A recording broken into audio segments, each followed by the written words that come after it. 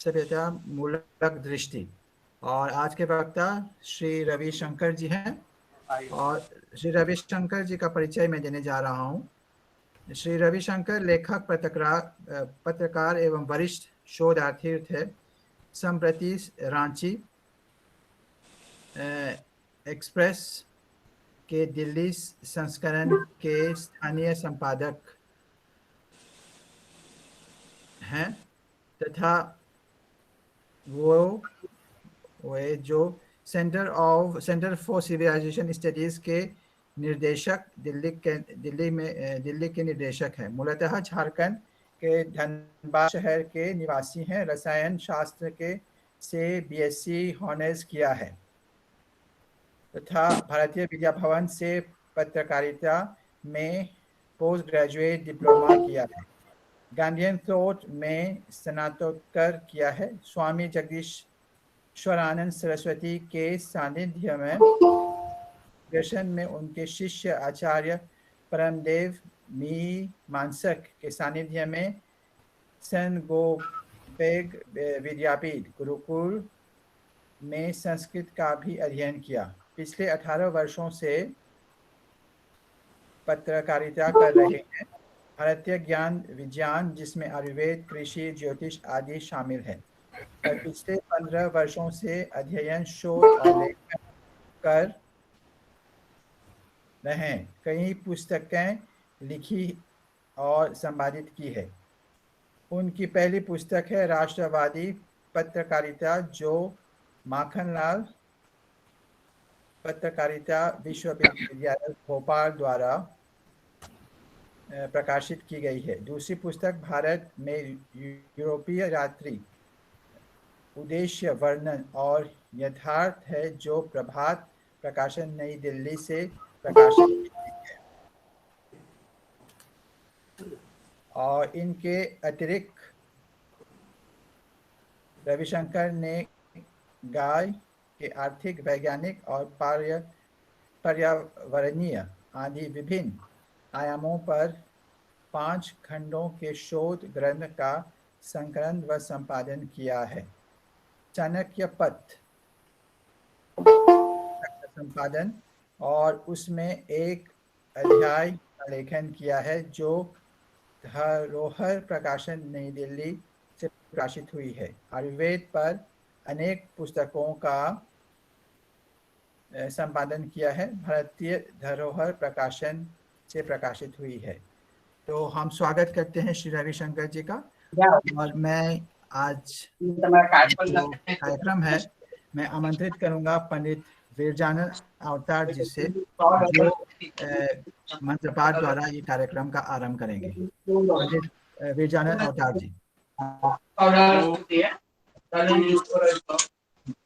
ओम सहना भवतु सहनौ भुनक्तु सर्ववहै तेजस्विनावधीतमस्तु वहै। ओम अग्नेत्वं सुजागृहे वयं सुमंदिशीमहि रक्षानो अप्रयुक्षन्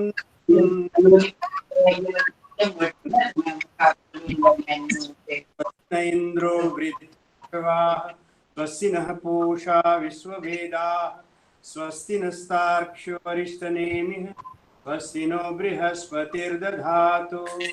ओम शांति शांति। नमस्ते।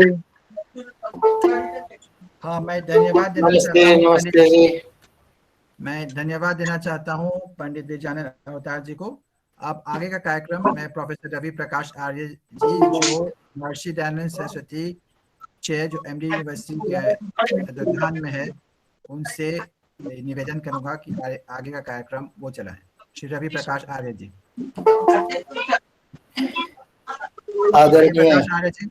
रवि प्रकाश आर्य जी। आदरणीय डॉक्टर कोमल चंद्र राधा किशोर जी, आप हमारी शिष्य हैं। अभी हमारे जो पंडित वीरजानंद जी अवतार ने, जिन्होंने वेद पाठ किया, आप सूर्य नाम से हैं। और हमारे साथ ही सभा में अमेरिका से और તમે બંને જાઓ તમે પણ બંને જાઓ प्लीज आप ये अपना ना वो माइक बंद रखें सभी लोग, प्लीज सभी लोग अपना माइक बंद कर रखें ताकि कोई वो प्रॉब्लम ना हो। तो हमारे साथ अभी काफी महत्वपूर्ण विद्वान भी जुड़ चुके हैं और काफी देशों से हमारे पास हमारे मित्र जुड़े हैं। उषा देवी प्रसाद साउथ अफ्रीका से हैं, जैसा कि मैंने बताया अमेरिका से हैं प्रसन्ना जी, और कोमल चंद्र राधा किशुन जी हमारे साथ मॉरिशस से हैं। हमारे साथ सूरीनाम से ब्रजानंद अवतार हैं, हमारे साथ प्रोफेसर ब्रह्मदेव हैं, हमारे साथ प्रोफेसर NC पंडा हैं जो कि विश्वेश्वरानंद शोध संस्थान में प्रोफेसर हैं, और काफ़ी और हमारे मित्र 30-31 मित्र इस समय जिनको मैं जानता भी नहीं हूँ वो भी है इसमें। हम आप सबका मैं यहाँ पर स्वागत करता हूँ। And today's speaker is a very young and budding scholar. He has done a lot of work on several issues and he has several degrees. He is a journalist, he is an author, he is a good thinker, and today he is going to present the Swami Dayananda regarding the civilizational vision of Maharshi Dayananda Saraswati. Though this lecture is going to be in Hindi, but at the end I will give a brief introduction what he has said in English for those scholars who are not able to understand Hindi. So now I invite this great budding scholar to start his speech. Ravi Shankar ji. जी नमस्कार। मेरी आवाज सुनाई पड़ रही है ना? हाँ सुनाई पड़ रही है रवि शंकर जी। बहुत बहुत धन्यवाद डॉक्टर रवि प्रकाश आर्य जी और सभी श्रोताओं, सुधी श्रोताओं, विद्वानों का अभिनंदन, उनका नमस्कार। मैं सबसे पहले डॉक्टर रवि प्रकाश आर्य जी को धन्यवाद देना चाहूँगा कि उन्होंने मुझे इस मंच पर अपना वक्तव्य रखने का अवसर प्रदान किया। आज का जो विषय है महर्षि दयानंद सरस्वती जी की सभ्यता मूलक दृष्टि, यह विषय इसलिए आज ज्यादा प्रासंगिक हो गया है क्योंकि पूरे विश्व में एक सिद्धांत बड़ा प्रचारित हो रहा है और उसके आधार पे आज जो इंटरनेशनल रिलेशंस हैं उसको व्याख्यायित किया जाने का, उसको देखने का, उसको समझने का, और बल्कि जो स्ट्रेटेजीज हैं, डिप्लोमेसी है, वह उससे प्रभावित होती है। तो यह सारा एक सिद्धांत के इर्द गिर्द घूम रहा है। तो पूरा जो विश्व है उसके जो फॉरेन रिलेशनशिप्स हैं, फॉरेन डिप्लोमेसी है, वह सब उस सिद्धांत के इर्द गिर्द घूम रही है। और वह सिद्धांत है क्लैश ऑफ सिविलाइजेशंस का, जो अमेरिका के विचारक सैमुअल पी हंटिंगटन ने 90 के दशक में दिया था। लेकिन हम ये पाते हैं कि जो सिद्धांत वो दे रहे हैं, जो वो संघर्ष की बात कर रहे हैं, यदि हम इतिहास उठाकर देखें तो जिस संघर्ष की वो बात कर रहे हैं वह संघर्ष इतिहास में पिछले 1500 वर्षों से हमको चलता हुआ दिखेगा। समस्या यह है कि जो 1500 वर्षों से वह संघर्ष चल रहा है, जिस संघर्ष को 90 के दशक संगठन कह रहे हैं कि अब यह प्रारंभ होगा, और जिस समय हंटिंगटन पूरे विश्व में सभ्यताओं के संघर्ष की बात कर रहे हैं, ठीक उसी समय भारतवर्ष में ग्लोबलाइजेशन की बात हो रही है, वैश्वीकरण की बात हो रही है। यानी अमेरिका कह रहा है कि विश्व की अलग अलग सभ्यताएं हैं और वह आपस में अब उनके बीच संघर्ष होगा, यानी उनके बीच में कोई संवाद का रास्ता नहीं होगा, संघर्ष होगा। वो मिलेंगी जुलेंगी नहीं, युद्ध करेंगी। लेकिन भारत में यह समझाया जा रहा है कि पूरा विश्व एक गांव है और हम पूरे विश्व को एक रूप में देखेंगे। ये परस्पर विरोधाभासी चीजें हैं।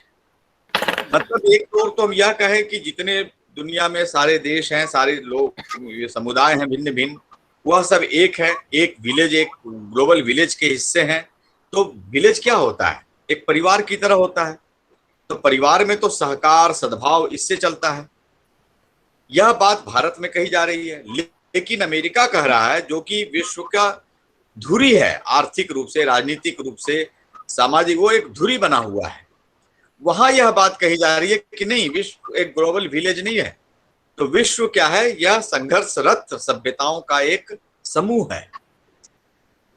ये दोनों विरोधाभासी विचार चिंतन चल रहा है। यह बड़ा आश्चर्यजनक है कि अपने देश में किसी ने इस बात पर उतनी गंभीरता से विचार नहीं किया, और इसीलिए देवेंद्र स्वरूप जैसे जो विद्वान हैं, उन्होंने इस पर एक लेख श्रृंखला लिखी जो पांचजन्य में उस वक्त छपी, कि सभ्यताओं के संघर्ष में भारत कहाँ है। उन्होंने श्रृंखला लिखी, यानी कई लेख लिखे। वह बाद में पुस्तकाकार छपे भी हैं, प्रकाशित हुए हैं। उसमें वो यह प्रश्न पूछते हैं कि भारतवर्ष में इस सभ्यतागत संघर्ष के सिद्धांत को कहने, सुनने, समझने वाला कौन है, और कौन इस बात को, इसका समाधान प्रस्तुत करता है। तो मुझे बड़ी हैरानी होती है जब मैं ऋषि दयानंद का जीवन पढ़ता हूं, और बल्कि उसके बाद जो उनके अनुयायी शब्द ठीक नहीं है, क्योंकि अनुयायी जो होता है वह बिल्कुल आंख मूंद कर एक एक बात पर उनको फॉलो करता है। यहां अनुयायी शब्द ठीक नहीं है, बल्कि दयानंद जी के विचारों से प्रेरित होकर जो विचारक, चिंतक, ऐसे लोग भारतवर्ष में खड़े हुए, उन्होंने जो काम किया है, उन कामों को यदि हम देखें, और उसमें से एक बहुत प्रमुख नाम है वैद्य गुरुदत्त। यदि हम वैद्य गुरुदत्त के लेखन को देखें तो हम देखेंगे वो निरंतर एक दो विचार के टक्कर की बात को प्रस्तुत करते हैं। उदाहरण के लिए जो उनकी पुस्तक है, उपन्यास है उनका हिंदी में, दो लहरों की टक्कर, नाम ही उन्होंने यही रखा, दो लहरों की टक्कर। और वहां वो उसकी भूमिका में बता देते हैं कि पहली लहर है जो दयानंद सरस्वती की है, जो दयानंद सरस्वती ने एक सभ्यता मूलक दृष्टि समाज में प्रस्तुत की, समाज का एक आदर्श प्रस्तुत किया, एक सांस्कृतिक आदर्श प्रस्तुत किया। और दूसरी लहर है वह राजा राम मोहन रॉय की ब्रह्म समाज से उत्पन्न हो रही है। राजा राम मोहन रॉय का जो ब्रह्म समाज है वह प्रकारांतर से भारत में जो विदेशी शासन स्थापित हुआ, यानी अंग्रेजों का, जिसको हमें ईसाई शासन भी कहना चाहिए, तो उस ईसाई शासन का वह एक बाय प्रोडक्ट था, उसी के द्वारा प्रेरित वह एक उपक्रम था। तो कुल मिलाकर जो अंग्रेजी शासन या ईसाइयों द्वारा जो लहर पैदा की गई इस देश में, जिसका एक ये साधन ब्रह्म समाज बना, राजा राम मोहन राय के जो द्वारा जो स्थापित किया गया था, वह दूसरी लहर थी। इन दो लहरों में टक्कर हुई, और उस टक्कर के कारण क्या क्या परिवर्तन हुए, इसका पूरा इतिहास गुरुदत्त ने अपने कई उपन्यासों में बहुत स्पष्टता पूर्वक दिखलाया है। एक मैंने नाम बताया, दो लहरों की टक्कर, ऐसे ही उनका दूसरा उपन्यास है जमाना बदल गया, और इसमें भी उन्होंने इसको बहुत अच्छे ढंग से दिखलाया है। तो दयानंद सरस्वती ने कौन सी लहर उत्पन्न की थी, उन्होंने ऐसी कौन सा सभ्यता मूलक विमर्श खड़ा किया था? दुर्भाग्य क्या है कि ऋषि दयानंद के इस आयाम पर बहुत कम चिंतन होता है। यदि हम भारत की जो सामान्य प्रचलित पुस्तकें हैं उनको उठाकर देखें तो उन पुस्तकों में यही बताया जाता है दयानंद सरस्वती एक समाज सुधारक थे, और उन्होंने समाज में बहुत प्रकार के सुधार किए। उन्होंने स्त्रियों की शिक्षा की बात की, विधवा विवाह की बात की, ऐसे कई सारी बातें बता दी जाती है। एक आम धारणा सबके दिमाग में यह बन भी जाती है कि हाँ भाई, उन्होंने समाज के सुधार का प्रयास किया। लेकिन वास्तव में दयानंद सरस्वती केवल समाज सुधारक नहीं थे। ठीक है, उन्होंने यह भी प्रयास किए, लेकिन उन्होंने तो गुरुकुल भी बहुत स्थापित किए, उन्होंने संस्कृत का शिक्षण भी बहुत किया, उन्होंने अष्टाध्यायी का भाष्य किया है, बहुत स्थानों पर संस्कृत पढ़ाया। तो क्या वो उनको हम संस्कृत का शिक्षक कह देंगे? क्या उनको हम एक गुरुकुल का संचालक कह देंगे? उन्होंने बहुत सारी गौशालाएं स्थापित करवाई, तो क्या उनको हम एक गौरक्षक कहें? उन्होंने दर्शन में बहुत नया दृष्टिकोण प्रस्तुत किया। बल्कि मुझे लगता है कि आद्य शंकराचार्य के बाद भारतीय दर्शन में यदि किसी ने नया अभिनव विचार प्रस्तुत किया, अभिनव शब्द इसलिए मैं प्रयोग नहीं करना चाहूंगा क्योंकि ऋषि दयानंद हमेशा कहते हैं कि वो कोई नई बात नहीं कह रहे, वो प्राचीन ऋषियों की बात कह रहे हैं। लेकिन उन प्राचीन ऋषियों की बात को फिर से नए तरीके से कहने का जो काम किया वो ऋषि दयानंद ने किया। तो शंकर के बाद कोई ठीक से एक व्याख्या प्रस्तुत कर रहा है दर्शन का, वह दयानंद है। तो क्या दयानंद को हम एक दार्शनिक भर कह करके छोड़ दें? तो वास्तव में दयानंद इन सभी का समुच्चय है और इन सबसे ऊपर है। वह भारत के सभ्यता मूलक विमर्श के पहले उद्गाता है, वह उसके पहले वक्ता है। और हम देखेंगे उनका जो पूरा साहित्य है, चाहे वो सत्यार्थ प्रकाश हो, चाहे वो ऋग्वेदादि भाष्य भूमिका हो, या उनके अन्य बहुत सारे ग्रंथ है, व्यवहार भानु है, आर्य अभिविनय है, बहुत सारे ग्रंथ हैं। उन सभी ग्रंथों में उन्होंने इस विमर्श को आगे बढ़ाया है, प्रस्तुत किया है। समझने की बात यह है कि ऋषि दयानंद का जो कालखंड है, वह कालखंड ऐतिहासिक दृष्टिकोण से यदि हम देखें तो भारतवर्ष के लिए बड़ा ही एक ट्रांजिशन फेज हम कह सकते हैं, परिवर्तन का काल चल रहा था। राजनीतिक दृष्टिकोण से भारत में बहुत अस्थिरता थी, मराठों का लगभग पराभव हो चला था, मुगल पूरी तरह उच्छेदित हो चुके थे, उनको हटाया जा चुका था, मुगलों को, उनका शासन समाप्त हो चुका था, अंग्रेजों का शासन प्रारंभ हो रहा था। कुछ एक इलाकों पे उनका कब्जा अवश्य था, कलकत्ता में, बॉम्बे में, जगहों पर कुछ उनका पहले से कब्जा हो चुका था, लेकिन उनका शासन, विधिवत शासन प्रारंभ हो रहा था। इस विषम घड़ी में जो राजनीतिक रूप से एक बहुत चुनौतीपूर्ण स्थिति थी, उसमें ऋषि दयानंद ने अपना कार्य किया।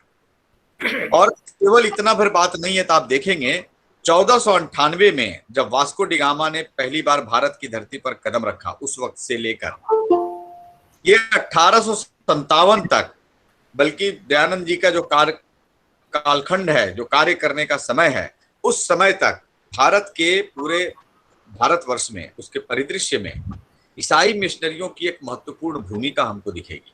और वह केवल किसी एक क्षेत्र में नहीं दिखेगी। ऐसा नहीं है कि केवल वो मतांतरण कर रहे हैं, मतांतरण एक विषय है, वह हर क्षेत्र में काम कर रहे हैं। तो वो आयुर्वेद का अध्ययन कर रहे हैं, वो भारतीय ज्योतिष का अध्ययन कर रहे हैं, और हर चीज का एक पैरेलल, एक समानांतर कुछ खड़ा कर रहे हैं। हर चीज में वो एक नया दृष्टिकोण प्रस्तुत करने का प्रयास कर रहे हैं। यहाँ हर एक विषय का विस्तार इसलिए हम नहीं करेंगे क्योंकि एक तय सीमा में हमें इस विषय को समझना है। तो मैं कुछ बिंदुओं को स्पष्ट करता चलूंगा, रखता चलूंगा। उन बिंदुओं को हम अलग से उस पर विस्तारित चर्चा कर सकते हैं कि किस प्रकार ईसाइयों ने भारत की जैव विविधता को पढ़ने का प्रयास किया। उस पर भारी संख्या में ग्रंथ रचे गए यूरोप में, और उनके बहुत प्रयास हुआ कि इसको कैसे वो अपना सकते हैं। हालांकि वह संभव नहीं था, तो फिर उसके दूसरे प्रतिक्रियाएं हुई, वो हम बाद में देखेंगे। लेकिन भारतवर्ष में उन्होंने इसको एक अविज्ञान के रूप में प्रस्तुत किया, अंधविश्वास के रूप में, टोने टोटके के रूप में प्रस्तुत किया। उन्होंने यह प्रयास किया कि भारत के लोग जो यह सारा कुछ कर रहे हैं, यह एक पिछड़ापन है। और इसका बहुत व्यापक प्रयास आपको दिखेगा यदि आप यूरोपीय बहसों को पढ़ें, जो 17वीं, 18वीं और 19वीं शताब्दी में हो रही है। 17वीं तो नहीं, 18वीं और 19वीं शताब्दी में मुख्यतः हो रही है। चाहे वो जेम्स मिल कर रहे होंगे, चाहे वो हेगल कर रहे होंगे, या वहां पर जो भी इस प्रकार के विद्वान खड़े हुए, बैले कर रहे होंगे, भारतीय ज्योतिष को लेकर के, भारतीय आयुर्वेद को लेकर के, ऐसे विभिन्न जो विधाएं हैं भारतीय विज्ञान की, उनको लेकर जो वहां विमर्श चल रहा है, उस विमर्श में दो पहलू बहुत स्पष्टता के साथ दिखते हैं। तो पहला जो पहलू है वह यह है कि वो इसका अध्ययन कर रहे हैं, इसको जानने की चेष्टा कर रहे हैं, उसको समझना चाह रहे हैं कि यह है क्या चीज। बड़ी संख्या उससे प्रभावित होने वालों की भी है, उसको सीखने की कोशिश करने वालों की भी है। लेकिन एक पूरी धारा ऐसी है जो इसको कमतर साबित करने का प्रयास करती है, इसको नीचा दिखाने का प्रयास करती है। वह यह दिखाने का प्रयास करती है कि भारत एक सभ्यता के रूप में पिछड़ा हुआ है, ठहरा हुआ है, हजारों वर्षों से एक ही स्थान पे खड़ा है, वह जड़ है, वह आगे नहीं बढ़ रहा है, इसको आगे बढ़ाने की जरूरत है, इसका जड़त्व दूर करने का बहुत आवश्यकता है। इसके लिए वहां पर बड़े लोगों ने काम किया, बड़ी संख्या में, उसमें बहुत नाम है, हम सब जानते हैं, मैक्स मूलर हैं, मैकॉले हैं। मैकॉले का वो जो प्रसिद्ध भाषण है जो उन्होंने 1835 में ब्रिटिश पार्लियामेंट में दिया था, उसकी कॉपी उपलब्ध है, और उसमें आप पढ़ेंगे वो क्या कहते हैं। मैकॉले कहते हैं कि भारत में ज्ञान विज्ञान की समस्त पुस्तकों को एकत्र कर दिया जाए तो वो मेरे एक जो अलमीरा है उसका एक रैक भी उससे नहीं भरेगा। इतना कम ज्ञान विज्ञान है भारत में। तो हैरत की बात यह है कि क्या उस वक्त यूरोपीय लोगों को, अंग्रेजों को, जर्मनों को ये पता नहीं था भारत में कितना विज्ञान है। इस पर आप देखेंगे यूजीसी का एक प्रोजेक्ट था, वह प्रोजेक्ट आज पब्लिश है। उस प्रोजेक्ट में उन्होंने केवल तमिलनाडु से डेनिश और जर्मन मिशनरियों ने क्या क्या यहां से वो लेकर के ज्ञान और विज्ञान की उन्होंने डायरी नोटिंग्स की, क्योंकि भारत में शिक्षण के कई प्रकार थे। एक तो विधिवत शिक्षण है और दूसरा जो था वह पारिवारिक शिक्षण चलता था, जो कि अलग अलग जातियों में पारिवारिक शिक्षण चलता था। तो उन्होंने डायरी नोटिंग्स की कि कहां पर क्या हो सकता है, ज्ञान उपलब्ध है। और वह जो उन्होंने बिब्लियोग्राफी बनाई है केवल तमिलनाडु की और केवल 100 वर्ष का और केवल डेनिश और जर्मन मिशनरियों का, वह 534 पृष्ठ का है। वो बिब्लियोग्राफी है, डायरी नोटिंग्स सारी नहीं है कंप्लीट, वो विस्तार करेंगे तो बहुत मोटा ग्रंथ बनेगा। तो यदि इसमें कोई ज्ञान विज्ञान इतना ही था भारतवर्ष में जो मैकॉले के एक अलमीरा का एक रैक भी नहीं भरे, तो इनकी इतनी डायरी नोटिंग्स इतनी बड़ी कैसे हो गई कि उसकी बिब्लियोग्राफी 534 पृष्ठ की बन रही है, और वो अभी केवल तमिलनाडु के इलाके की, पूरे भारत की तो अभी हम बात ही नहीं कर रहे हैं। इसका मतलब है कि यह जो उन्होंने प्रस्तुत करने का प्रयास किया, पूरी सभ्यता को, पूरे भारतवर्ष को एक जड़ सभ्यता के रूप में चित्रित करने का प्रयास किया। दयानंद सरस्वती उस पूरे जो विमर्श का जो सटीक उत्तर देते हुए दिखते हैं भारतवर्ष में, पहली बार दयानंद सरस्वती हैं। समझने की बात यह भी है कि लगभग 1500 वर्षों से भारत में ये कई प्रकार से ये भारत का टकराव चल रहा था। वास्को डी गामा 1400 आया, लेकिन 7वीं शताब्दी में इस्लाम से भारत का संपर्क शुरू हो गया था, और वह कई प्रकार से हो रहा था। कुछ व्यापार के माध्यम से हो रहा था, कुछ छिटपुट आक्रमणों के माध्यम से हो रहा था। तो वह बर्बरता और वह असभ्यता या भारत देख और सुन तो रहा था, उससे संघर्ष भी कर रहा था, लेकिन उसका जो अध्ययन होना चाहिए था, उस अध्ययन का भारतवर्ष में लंबे कालखंड तक आपको हमें अभाव दिखता है, यानी 1000 वर्ष तक वह अभाव दिखता है। हम यह अवश्य पाते हैं कि शताब्दी में स्वामी विद्यानंद ने हरिहर बुक्कराय को शुद्ध कराया, उनको वापस, मुसलमान वो बन गए थे, उनको वापस सनातन धर्म में वापस लाए और उनको शुद्ध करके और विजयनगर साम्राज्य के संस्थापक के रूप में खड़ा किया। लेकिन यह जो प्रतिक्रियाएं हैं, या फिर हम समर्थ गुरु रामदास की प्रतिक्रियाएं देख सकते हैं, भक्ति काल की प्रतिक्रियाएं देख सकते हैं, वो विवरण दर्ज कर रहे हैं, लेकिन यह अनुशीलन नहीं कर रहे हैं कि आखिरकार यह जो बर्बरता, यह जो असभ्यता आ रही है, इसका मूल कारण क्या है और इसको उस भाषा में उत्तर कैसे दिया जाए, उनसे संवाद कैसे हो। जो सूफी के रूप में इस्लाम प्रकट होना शुरू हो गया था, पहले तो इस्लाम तलवार के बल पर आ रहा था, आक्रमण कर रहा था, लेकिन बाद में उसकी एक धारा विकसित हुई सूफियों की, और वह जो सूफी थे वह भारत की भाषा बोलते थे। तो उसके जाल में बड़ी संख्या में लोग फंसे। तो उसका उत्तर हम कैसे दें, इसको कैसे समझें। ईसाइयत जब आई, उसका जो डायरेक्ट एक्शन जो था, जो इंक्विजिशन के रूप में गोवा में हमें देखने को मिलता है, वह तो लोगों को समझ में आता था क्योंकि सीधा सीधा वो संघर्ष था। लेकिन जब उन्होंने सेवा के रूप में वो प्रकट हुए, जब उन्होंने गेरुआ धारण किया, जेसुइट पादरी सन्यासी के रूप में प्रकट हुए, उन्होंने संस्कृत पढ़ा, तमिल पढ़ा और हमारी भाषा में हमारे ग्रंथों का अनुवाद प्रारंभ कर दिया, तो वह जो सभ्यतागत आक्रमण था, उस आक्रमण का उत्तर देने का कोई प्रयास ऋषि दयानंद के पहले हमें कभी दिखता नहीं है।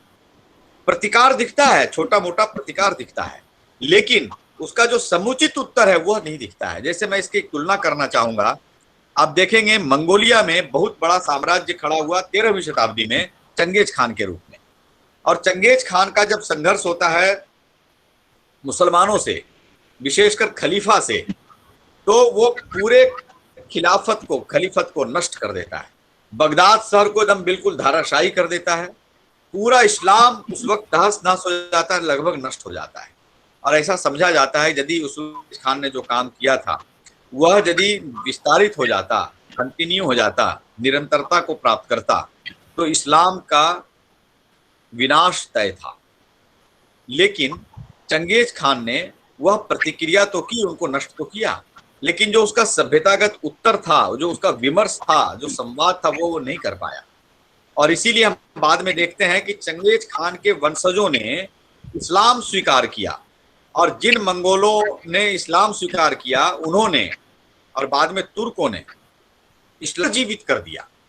और आज इस्लाम इतनी बड़ी चुनौती के रूप में दुनिया के सामने में है, तो वह केवल इस कारण से है क्योंकि सैनिक चुनौती में तो वो पराजित हुआ, लेकिन सभ्यतागत चुनौती में उसको किसी ने चुनौती दी ही नहीं। उसकी कोई समझने का प्रयास, उसका एक समीक्षा करने का प्रयास ये किया ही नहीं किसी ने। भारत में भी लगभग यही स्थिति थी।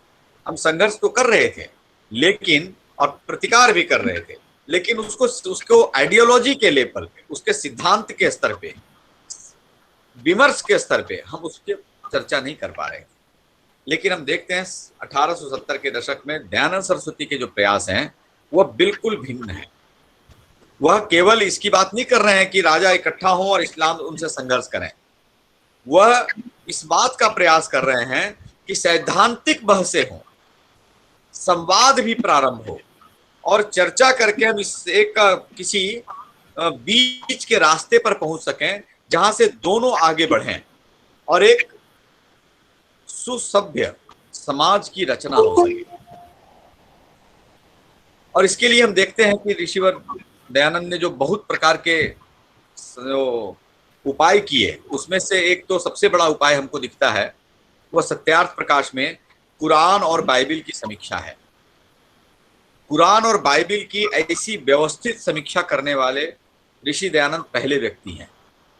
उन्होंने पहली बार कुरान की व्याख्या की, पूरा एक एक वर्सेस को लेकर के, सूरा को लेकर, आयत को लेकर उन्होंने उसकी पूरी समीक्षा की, बाइबिल की समीक्षा की। और वह समीक्षा इतनी जबरदस्त है कि आज भी उनके टक्कर की कोई दूसरी समीक्षा मेरे देखने में तो नहीं आई है। आज भी यदि आप किसी पादरी से या किसी मौलवी से बहस करना चाहते हैं, चर्चा करना चाहते हैं, अकेले सत्यार्थ प्रकाश का अध्ययन करना पर्याप्त है। सत्यार्थ प्रकाश का 13वां और 14वां समोल्लास यदि आप पढ़ लेते हैं तो बड़े आराम से आप कुरान और बाइबिल दोनों के सभी बातों का उत्तर देने में सक्षम हो जाते हैं।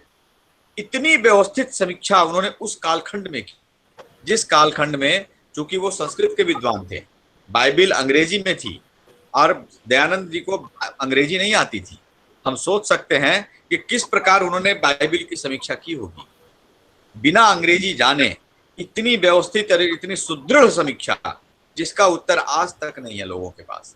और मैं आपको एक संस्मरण बता सकता हूं कि 1996 में, 1996 में बोकारो स्टील सिटी में 7 पास्टरों के साथ जब मेरी चर्चा हुई, 7 पास्टर एक साथ बैठे, मेरे पास केवल एक सत्यार्थ प्रकाश था और उनके पास पूरी बाइबिल की सारी पुस्तकें थी। उनके पास मेरे किसी प्रश्न का उत्तर नहीं था। जो दयानंद ने प्रश्न रखे हैं उन्हीं प्रश्नों को मैं उनके सामने में प्रस्तुत करता रहा। वो निरुत्तर हो गए। 3 घंटे बाद उन्होंने कहा कि हमारे पास आपके किसी प्रश्न का उत्तर नहीं है, हम नहीं बता सकेंगे। यह ताकत है ऋषि दयानंद की, उनकी समीक्षाओं की। लेकिन दयानंद यहीं तक नहीं रुके, उन्होंने इस बात को आगे बढ़ाया। उन्होंने कहा कि संवाद भी होना चाहिए। हमने तो समीक्षा कर दी, लेकिन इस समीक्षा को उनसे कैसे डिस्कस किया जाए। तो उन्होंने जो शास्त्रार्थ किए वो पादरियों के साथ भी किए और मौलवियों के साथ भी किए। उन्होंने केवल अपने शास्त्र परंपरा को जानने वाले जो हमारे पंडित हैं, जो विद्वान हैं, उनसे ही शास्त्रार्थ नहीं किए। उन्होंने पादरियों के साथ भी शास्त्रार्थ किए और मौलवियों के साथ भी शास्त्रार्थ किए, और उनको यह स्पष्ट करने की कोशिश की कि उनके जो सिद्धांत हैं वो किस प्रकार से, कहाँ गलत हैं, कहाँ सही हैं, और यदि गलत है तो सही सिद्धांत क्या होगा। उन शास्त्रार्थों का अध्ययन किए जाने की आवश्यकता। शास्त्रार्थ संग्रह के रूप में उनके सारे शास्त्रार्थ प्रकाशित हैं। उन शास्त्रार्थों को जब आप पढ़ेंगे तब आप देखेंगे कि ऋषि दयानंद जिस दृष्टिकोण के साथ उनका प्रतिपादन कर रहे हैं, बड़ा अद्भुत है। वो आज भी वह उतना ही प्रासंगिक है जितना प्रासंगिक वह उस कालखंड में था, क्योंकि ऋषियों की वाणी है। ऋषियों की वाणी सार्वकालिक ही होती है। फिर दयानंद सरस्वती ने इसके आगे एक कदम और बढ़े वो, और उन्होंने एक प्रयास यह किया कि एकता के वह सूत्र तलाशे जाएं, सभी ऐक्य होकर संवाद के मार्ग को प्रशस्त करें और सब एक रास्ते पर खड़े हो सकें। आज जो भी प्रयास चल रहा है, जैसे हम देखते हैं भारतवर्ष में बहुत प्रयास चलते हैं कि सर्वधर्म संभाव है, सभी के प्रयास यही है कि हिंदू मुस्लिम सिख ईसाई आपस में हैं, भाई भाई, ये नारे लगते हैं। और मनसा ये कही जाती है कि हम सबको एक कर देंगे, एक जगह पर ले आएंगे। इसके लिए सेक्युलर स्टेट की अवधारणा ले आई जाती है। और सेक्युलर स्टेट के नाम पर सारे कम्युनल कार्य होते हैं। मतलब जो सांप्रदायिक कट्टरता है, जो मजहबी कट्टरता है, जो रिलीजियस कट्टरता है, उसको बढ़ाने के सारे काम इस सेक्युलरवाद के नाम पर होते हैं। और सबको जोड़ने के नाम पर विभेद के सारे रास्ते पुख्ता किए जाते हैं, मजबूत किए जाते हैं। ये बड़ी हैरानी की बात है। और यह संवैधानिक तरीके से किया जाता है, यानी संविधान का नाम लेकर किया जाता है। तो उसके लिए अलग अलग शब्द गढ़े जाते हैं। मैं वो राजनीतिक चर्चा हो जाएगी, मैं उसमें नहीं जाऊंगा। लेकिन यह बहुत समझने की बात है। सर आवाज नहीं आ रही बढ़िया से। और संवाद की बात करते थोड़ी सी आवाज बढ़िया नहीं आ रही भैया। आवाज नहीं आ रही? हाँ सर, थोड़ा गड़बड़ हो रहा है, बहुत धीरे धीरे आ रही है। आप थोड़ा म्यूट रखो अपने आप को। हेलो, आवाज आ रही है ना रवि प्रकाश जी? हाँ सर ठीक आ रही है। आवाज बिल्कुल साफ आ रही है। ठीक है। तो ऋषि दयानंद ने आज जो प्रयास हो रहे हैं उससे कहीं एक कदम आगे बढ़कर प्रयास किया। और उन्होंने इसमें केवल इस्लाम को और क्रिश्चियनिटी को ही नहीं घेरा। उन्होंने दुनिया में जितने संप्रदाय हो सकते हैं, जितने मत पंथ हो सकते हैं, सभी के लिए यह प्रश्न सामने में रखा। यह हम एकादश समोल्लास के, सत्यार्थ प्रकाश के एकादश समोल्लास के अंत में पाते हैं। वहां वो कहते हैं कि दुनिया में यदि 1000 मत पंथ मजहब रिलीजियन हैं, तो उसमें से एक के विरुद्ध में 999 की साक्षी है। यानी एक कहता है मैं सही हूं, तो 999 कहते हैं नहीं तुम गलत हो, मैं सही हूं। तो एक के विरुद्ध में 999 की साक्षी है। तो फिर वो प्रश्न प्रस्तुत करते हैं कि क्या इन 1000 लोगों में, 1000 जो हैं, इनकी किसी एक बात पर ऐक्यता भी है? तो वो फिर अलग अलग प्रश्न रखते हैं। और वो प्रश्न क्या है? वो सनातन धर्म के प्रश्न है। वो कहते हैं धर्म तो एक ही है दुनिया में। आज जिस सर्वधर्म संभाव की बात कही जा रही है, ऋषि दयानंद कह रहे हैं कि सर्वधर्म संभाव की बात नहीं करनी है, क्योंकि धर्म तो अलग अलग है ही नहीं। धर्म तो पूरी दुनिया में एक ही है, जिसको आप मानव धर्म कह लें, जिसको आप सनातन धर्म कह लें, जिसको आप वैदिक धर्म कह लें, और जिसके प्रमुख उद्गाता वेद हैं। और उसके लिए उन्होंने फिर वहां प्रश्न रखे कि क्या मनुष्य को सत्य बोलना चाहिए या असत्य भाषण करना चाहिए। तो उन्होंने लिखा है कि सारे जो 1000 मजहब वाले हैं सब कहेंगे नहीं भाई, सत्य बोलना चाहिए। ये बिल्कुल सही बात है। तो गरीबों की मदद करनी चाहिए। ऐसे बहुत सारे सत्य भाषण को लेकर के, इंद्रियों के संयम को लेकर के, जो हमारे यहाँ धर्म के 10 लक्षण हैं, धृति, क्षमा, दमोस्तेयम, शौचम, इंद्रिय निग्रह, इन सारे प्रश्नों को उन्होंने एक एक करके रखा और यह साबित किया कि इन विषयों पर सभी मजहब, मत, पंथ, रिलीजियन के लोग एक मत हैं। वो मानते हैं कि हाँ यही सत्य है। तो वो दयानंद कहते हैं कि अपने अपने मत पंथ का जो दुराग्रह है उसको परे रखते हुए क्या हम सब मिलकर इस धर्म की बातों का प्रचार नहीं कर सकते? आप देखिए, जिस सर्वधर्म संभाव की बात लंबे कालखंड से भारत में चल रही है, देखिए महात्मा गांधी उसके प्रमुख उद्गाता है। महात्मा गांधी ये सबसे ज्यादा प्रयास कर रहे हैं हिंदू मुस्लिम एक हो जाएं। वो इसके लिए उन्होंने बहुत बहुविध प्रयास किए। उन्होंने नई तालीम रची। उन्होंने कहा कि शिक्षा में यह सारा कुछ आना चाहिए। उन्होंने कहा कि शिक्षा में धार्मिक शिक्षा होनी चाहिए। महात्मा गांधी जब कह रहे हैं धार्मिक शिक्षा होनी चाहिए, तो उसमें वो कई कुछ कुरान की आयतें ले लेते हैं, कुछ बाइबिल के वर्सेस ले लेते हैं, कुछ वेद मंत्र ले लेते हैं या गीता के कुछ श्लोक ले लेते हैं, और उनको लगता है ये काम हो गया। यानी वो यहां तक कर कर रुक जाते हैं। लेकिन दयानंद यहां करके नहीं रुकते हैं। उन्होंने कुछ आयतें, कुछ वर्सेस और कुछ मंत्र या श्लोक लेकर के उनका काम नहीं रुकता है। वो कहते हैं नहीं, हमारे उद्देश्य भी तो समान होने चाहिए जो वेद में कहा है। समानो मनः सम सचित्त मेषाम, यह भी तो होना चाहिए। हमारे मन एक हो, हमारे चित्त भूमि एक हो, इसका भी तो प्रयास होना चाहिए। तो इसके लिए उन्होंने कहा कि धर्म के जो सनातन परिभाषा है और धर्म की जो सनातन व्याख्या है, जो वैदिक परिभाषा है, उस पर दुनिया का कोई भी मजहब, कोई भी रिलीजियन नकार नहीं सकता। उसको उसे स्वीकारना पड़ता है। तो फिर वो अपनी दुराग्रहों को अलग रखे और इनका हम सब मिलकर प्रचार करें, तो फिर इस दुनिया में एक सभ्यतागत संवाद बनेगा। और आप देखिए आज जो स्थिति है, जिस कारण सभ्यतागत संघर्ष की जो अवधारणा दी गई, वह सभ्यतागत संघर्ष की अवधारणा के पीछे भी एक अलग मानस था। मैं उसकी बहुत व्याख्या नहीं करूंगा, मैं केवल एक संकेत करूंगा। इस सिद्धांत को दिए जाने से पहले यानी 90 के दशक से पहले पूरा यूरोप जो विश्व है उसको बायपोलर माना जा रहा था, यानी दो उसके ध्रुव थे। एक ध्रुव अमेरिका था, दूसरा ध्रुव रूस था। लेकिन यदि आप गूढ़ दृष्टि से देखेंगे, सूक्ष्म दृष्टि से देखेंगे, तो आप पाएंगे कि यानी वास्तव में उस वक्त भी विश्व मल्टीपोलर ही था, क्योंकि अमेरिका और रूस ये दो पोल कभी नहीं रहे। अमेरिका और रूस जो शीत युद्ध की बात करते थे, वो युद्ध कभी उनके बीच हुआ ही नहीं। वो वास्तव में विचारधारा की लड़ाई भी नहीं थी, वो एक प्रच्छन्न लड़ाई थी, ऊपरी लड़ाई थी, ऊपर से दिखाने की चीज थी। अंदर में वो एक ही थे। तो जो मल्टीपोलर विश्व की बात मैं उस वक्त भी कर रहा हूं, तो भारत एक पोल उस वक्त भी था। एशिया के बहुत सारे देश उस वक्त भी एक अलग अलग पोल खड़े थे। अफ्रीका एक पोल उस वक्त भी था। ये अमेरिका और रूस ये दो पोल हैं, यह अपने आप में स्थापना ही बड़ी भ्रामक थी। और चूंकि सोवियत संघ का विघटन हुआ, जब सोवियत संघ का विघटन हो गया, तो अमेरिका के सामने में एक संकट यह खड़ा हुआ कि अब वह किसको सामने में प्रस्तुत करके अपनी संघर्ष की अवधारणा को आगे बढ़ाएगा, क्योंकि उसी के आधार पे जो विश्व के प्राकृतिक संसाधनों पर कब्जा करने का जो इनका प्रयास है, यूरो अमेरिकी प्रयास था, उसका एक प्रमुख जो साधन था वो शीत युद्ध था। अब वह शीत युद्ध समाप्त हो गया क्योंकि रसिया विघटित हो गया, तो उन्होंने यह सभ्यतागत संघर्ष की एक अवधारणा दी। यह अवधारणा अपने आप में सत्य नहीं, बहुत मिथ्या अवधारणा है। लेकिन उस अवधारणा को और उसको चीरफाड़ अभी यहाँ हम नहीं करेंगे, क्योंकि वह एक बिल्कुल पृथक व्याख्यान का विषय है। लेकिन हम ये पाएंगे, अब यदि सूक्ष्मता से देखेंगे, विश्व में जितने भी कम्युनिस्ट ऑर्गेनाइजेशन हैं, इंक्लूडिंग रसिया, उन सभी का वित्त पोषण, उनका जो फाइनेंस मैनेजमेंट है, उनको जो फाइनेंस करने का काम है, वो अमेरिका के संस्थान कर रहे हैं।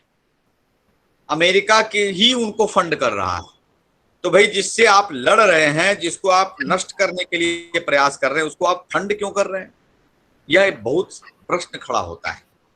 तो आप देखेंगे वास्तव में वो अंदर में घालमेल है। तो ये क्लैश जो बताने की कोशिश हो रही थी, वह क्लैश जो था वो था कुछ और, लेकिन उसको दिखाया कुछ और जा रहा था। और इस बात को ऋषि दयानंद ने समझा कि यह जो दिखाने की कोशिश हो रही है वह कुछ और है। वास्तविक संघर्ष जो है वो यह है कि किस प्रकार जो सनातन वैदिक सभ्यता है, जो भारतवर्ष की सभ्यता है, उसको कैसे नीचे दिखाया जाए। संघर्ष वहां है और इसका समुचित उत्तर ऋषि दयानंद ने अपने कालखंड में अपनी पुस्तकों के माध्यम से, अपने शास्त्रार्थों के माध्यम से प्रस्तुत किया। ऐसा नहीं था कि यह जो उन्होंने प्रस्तुत किया वो केवल दयानंद तक सीमित रहा। तो दयानंद के विचार से प्रेरित होकर बड़ी संख्या में जो विद्वान खड़े हुए, लाला लाजपत राय होंगे, श्यामजी कृष्ण वर्मा होंगे, वैद्य गुरुदत्त होंगे, इस तरह बड़ी संख्या में जो विचारक खड़े हुए, उन्होंने इसको आगे बढ़ाने का प्रयास किया। दुर्भाग्यवश जैसा की बात संघर्ष की बात हो रही थी दूसरे पक्ष से, ऐसे बहुत सारे विचारकों की हत्या हुई। दयानंद सरस्वती जी को भी विष देकर के उनकी हत्या की गई। बाद में महाशय राजपाल जी की हत्या हुई, पंडित लेखराम की हत्या हुई, स्वामी श्रद्धानंद की, बड़ी संख्या में लोगों की हत्या हुई। इतनी हत्याओं के बाद भी, इन हिंसक घटनाओं के बाद भी यह विचार, यह जो उन्होंने एक सभ्यता मूलक जो दृष्टि प्रदान की थी, वह रुका नहीं, वह चलता रहा, वो आगे बढ़ता रहा। हम देखते हैं कि जो हिंसा से जब नहीं रुका तो उन्होंने दूसरे प्रयास प्रारंभ हुए, और वह प्रयास जिसकी बात वैद्य गुरुदत्त ने अपने उपन्यासों में की है, ब्रह्म समाज के रूप में जो भारत के अंदर खड़ा किया गया।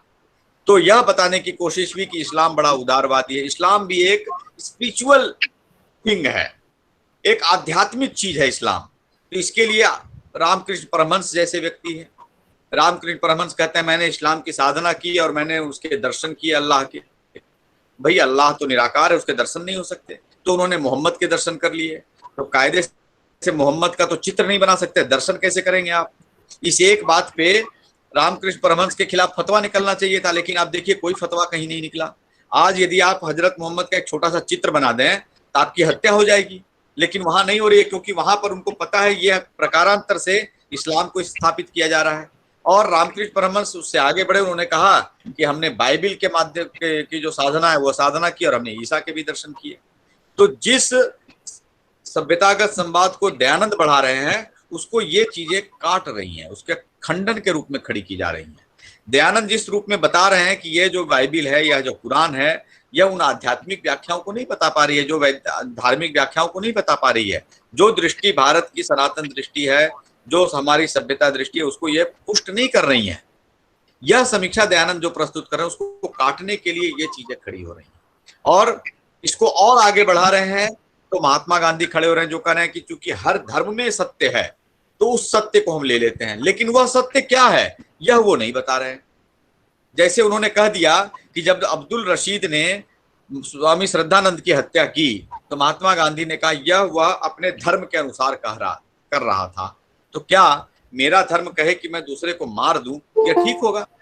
तो ऋषि दयानंद कहते नहीं, ऐसा नहीं है, क्योंकि धर्म ऐसा कर ही नहीं सकता कि किसी के लिए कुछ हो जाए, किसी के लिए कुछ हो जाए। धर्म की तो रचन व्याख्या हर एक के लिए समान होगी, और उन्होंने जो उसका विश्लेषण प्रस्तुत किया है, जो उसका व्याख्या की है, वह आज भी उतनी ही प्रासंगिक और समीचीन है। तो आज के समय में ऋषि दयानंद ने जो हमारे सामने में एक दृष्टि प्रस्तुत की है सभ्यता की, जो उन्होंने कहा भारत की जो प्राचीन दृष्टि है सभ्यता की, वह यह नहीं है जैसे आज हम कहते हैं रोमन सिविलाइजेशन, रोमन एक सभ्यता है। तो दयानंद इस बात को नहीं कहते कि हर चीज एक सभ्यता हो जाएगी। सभ्य तो वही कहलाएगा ना जो सभ्यों जैसा आचरण करेगा। असभ्यों जैसा आचरण करेंगे तो केवल इसलिए क्योंकि हमारे पास एक स्टेट पावर है, हम सिविलाइजेशन नहीं कहलाएंगे। और इस बात को आप देखिए, महाभारत में द्रौपदी ने इस बात को कहा है, क्योंकि सभ्य हम उसको कहते हैं जो सभा में उठने बैठने योग्य हो। तो सभा किसको कहेंगे? और द्रौपदी इसकी परिभाषा करती है। महाभारत में वेद व्यास ने द्रौपदी के माध्यम से इसकी परिभाषा की है। उद्योग पर्व में वह परिभाषा मिलती है, सा न सभा यस्य न संति वृद्धा, जहां वृद्ध नहीं है। और वृद्ध किसको कहेंगे? तो आयु वृद्ध को वृद्ध हम नहीं कह रहे हैं। वृद्ध वह है जो धर्म को जानता है। तो धर्म को जानने वाला वृद्ध है। और धर्म क्या है? तो जो सत्य पे स्थित है वह धर्म है। और सत्य क्या है? तो जहां कपट नहीं है वहां सत्य है। तो इतनी सूक्ष्म व्याख्या हमने कर दी सभ्यता की। सभ्यता वह होगी जो धर्म पर स्थित होगी, जो सत्य पर स्थित होगी और निष्कपटता पर स्थित होगी, वही सभ्यता कहलाएगी। और दयानंद उसी को आगे बढ़ाने की, उसी को दिशा में संवाद को खड़ा करने का प्रयास कर रहे हैं।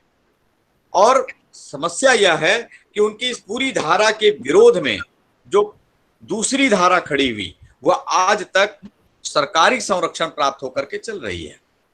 लेकिन चूंकि दयानंद ने जो बात कही है, जो उन्होंने प्राचीन ऋषियों की बात को सामने में रखा है, वो हमारी आत्मा की बात है, वो भारतीय समाज की आत्मा है। और भारतीय समाज उन सिद्धांतों को हजारों, लाखों, करोड़ों वर्षों से, बल्कि जो हमारा इतिहास है भारतवर्ष का 1,96,8,93,123 वर्षों का, इतने वर्षों से हम जिसको जीते आए हैं, हम जिसको अपने बिल्कुल हमारे डीएनए में, हमारे जीन में जो घुस गया है, तो उन सिद्धांतों को दयानंद अभिव्यक्त करते हैं। और इसीलिए शासकीय विरोध के बाद भी, शासकीय दूसरे पक्ष को शासकीय पर्याप्त संरक्षण के बाद भी वह सिद्धांत आज भी प्रासंगिक बने हुए हैं, कहीं ना कहीं जीवित हैं और बड़ी संख्या में जीवित हैं। तो मैं समझता हूं कि ऋषि दयानंद की जो सभ्यतागत दृष्टि थी, जो भारत के समाज को एक सजग और चलायमान, हमेशा जागृत सभ्यता के रूप में देखती थी, वह कोई जड़ सभ्यता के रूप में नहीं देखती थी। और उन्होंने यह स्पष्ट करने का प्रयास किया कि धर्म और सभ्यता एक ही हो सकते हैं, ऐसा नहीं हो सकता कि सभ्यताएं भिन्न भिन्न हो। तो उन्होंने कहा सभ्यता भी एक होगी, धर्म भी एक होगा, वैश्विक होगा वो। और इसीलिए हमने जो वेदों में आराधना की, वैश्विक राष्ट्र की बात की, हमने यह नहीं कहा कि अमेरिकी राष्ट्र अलग होगा, भारतीय राष्ट्र अलग होगा। हमने संपूर्ण विश्व को एक राष्ट्र माना और इसीलिए हमने माता भूमि पुत्रो हम पृथिव्याः कहा।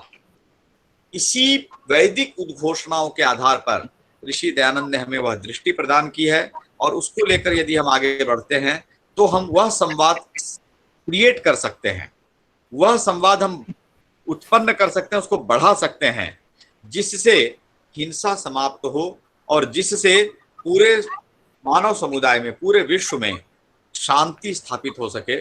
जिस शांति की तलाश में आज दौड़ रहा है, शांति की तलाश कर रहा है, लेकिन वह बात युद्ध की कर रहा है।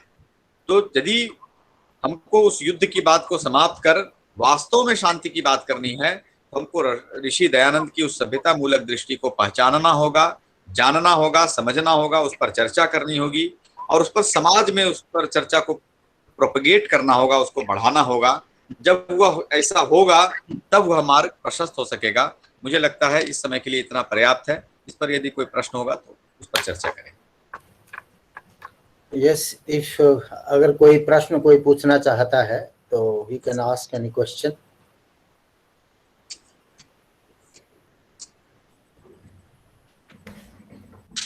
Yes, doctor Rekha Arya, I think. जी रवि जी नमस्कार, मेरी आवाज आ रही है? जी बिल्कुल बिल्कुल, आप बताइए। हाँ, मुझे दो शंकाओं का समाधान करना है। प्रश्न तो मेरा कोई नहीं है आपसे। जी, एक भी ये जानना है कि जो ऋषि का शिक्षा संबंधी मॉडल था, जो कालांतर में दो धाराओं में प्रवाहित हुआ, डीएवी में और गुरुकुल में। जी, तो क्या उस मॉडल को दोबारा रीइंस्टेट करने का हमारे पास कोई क्या प्लान है या कोई तरीका है? पहला। दूसरा, जो उन्होंने शुद्धि आंदोलन चलाया था, जो एक ऐसा मार्ग उन्होंने खोला था जो उस वक्त बिल्कुल अवरुद्ध था कि आप एक बार अगर कैसे भी चले गए तो आप दोबारा नहीं आ सकते, और उसका उन्होंने एक रास्ता खोला था। क्या उस रास्ते की तरफ दोबारा चलने का कोई अच्छा तरीका है जिसे अब घर वापसी के नाम से जाना जा रहा है? ये मेरे दो शंकाएं। देखिए, शिक्षा को लेकर जो ऋषिवर के विचार हैं वो बिल्कुल अभिनव हैं और बड़े बहुत अद्भुत हैं। वो इतने समेकित हैं, इतना समग्रता के साथ हैं कि अभी तक जो भारत में जितनी शिक्षा नीतियां बनी हैं उसके बाल बराबर नहीं पहुंची हैं। अब जाकर थोड़ी चर्चा प्रारंभ हुई है जो ऋषिवर दयानंद ने जिस बात की ओर इंगित किया। जी। तो शिक्षा का जो मॉडल, हम जिस गुरुकुल मॉडल की बात कर रहे हैं या डीएवी मॉडल की बात कर रहे हैं, तो देखिए डीएवी का तो मॉडल कोई अलग से मॉडल नहीं है शिक्षा का। वह तो भारत में अंग्रेजी शिक्षा चल रही थी, उस अंग्रेजी शिक्षा में हम अपने कुछ सिद्धांत भी पढ़ा दें, इसका एक प्रयास था। जी जी। गुरुकुल अवश्य बिल्कुल दयानंद जी जो चाहते थे उसकी धारा पर खड़ा करने का प्रयास हुआ।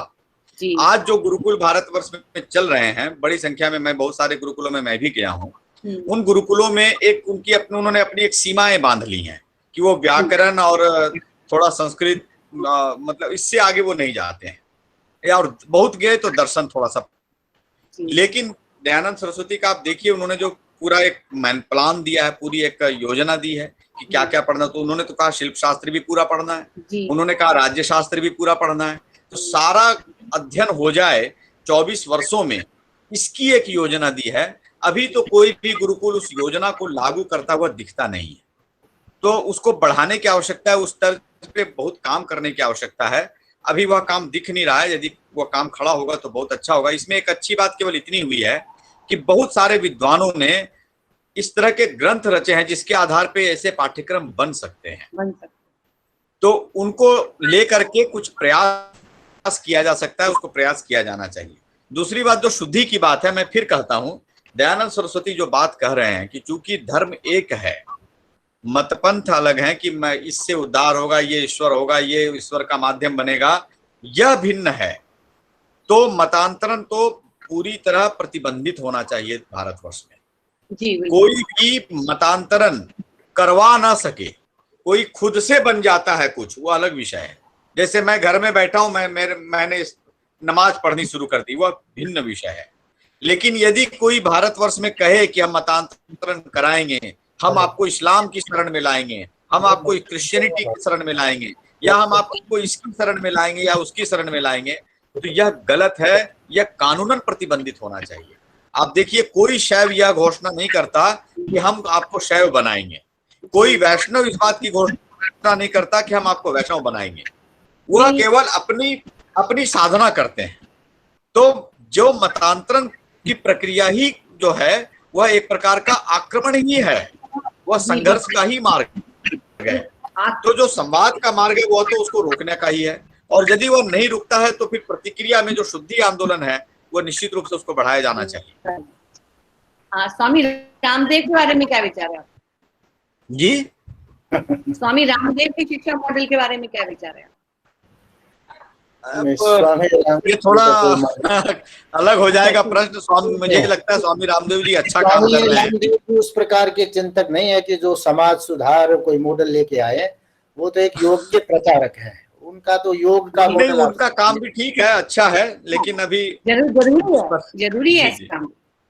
ठीक है जी, एक सार्वदेशिक दृष्टि से वो काम नहीं है उनका। हमारे बीच में प्रोफेसर रणवीर जी हैं, आप बड़े वैदिक स्कॉलर हैं और महेंद्रगढ़ यूनिवर्सिटी में दयानंद चेयर के प्रोफेसर हैं, उन्होंने भी हाथ खड़ा किया था। तो सबसे पहले मैं डॉक्टर रणवीर जी को बुलाना चाहूंगा, अगर वो कोई कमेंट करना चाहते हैं, फिर आपको लेता हूँ। प्रदीप जी आपको थोड़ा बाद में, पहले रणवीर जी को। डॉक्टर रणवीर जी।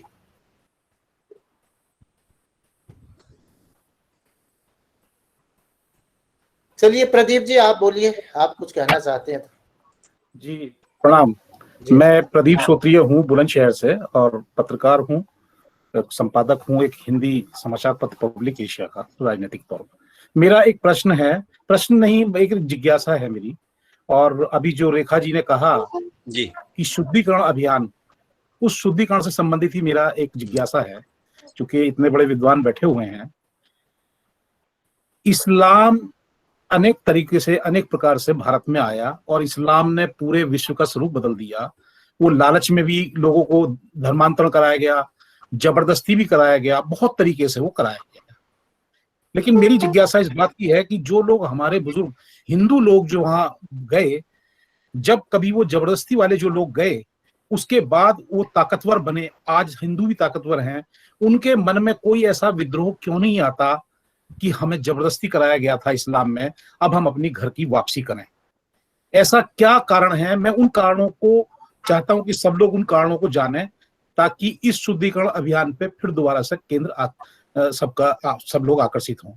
दूसरा, मैं बहुत शर्मिंदा हूं इस बात का कि स्वामी श्रद्धानंद जी का जो हत्यारा था वो मेरे ही गांव का रहने वाला था।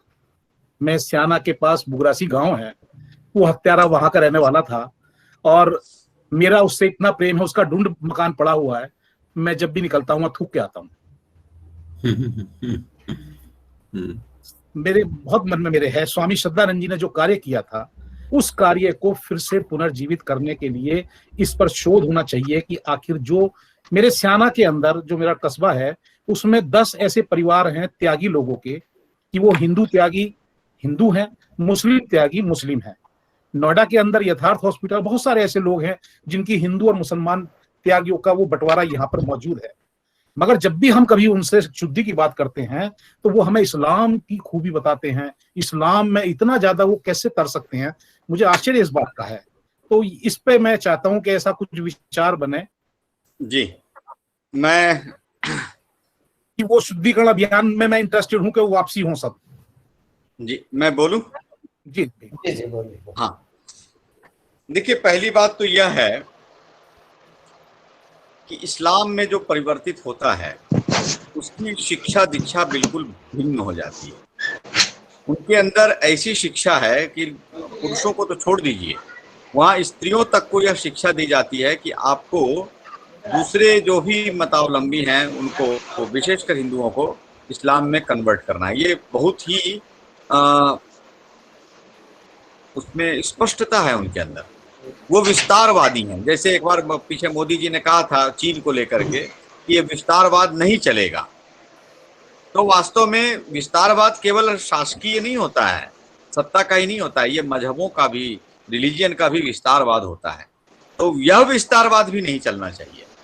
मेरे पास ऐसे 2 उदाहरण हैं जहां पर बिल्कुल यंग लड़की, मतलब 18-19 साल की लड़की, मुस्लिम लड़की, वो अपने सहेली को कहती है कि तुम मेरे साथ कुछ समय रहो, मैं तुम्हें इस्लाम में कन्वर्ट कर लूंगी।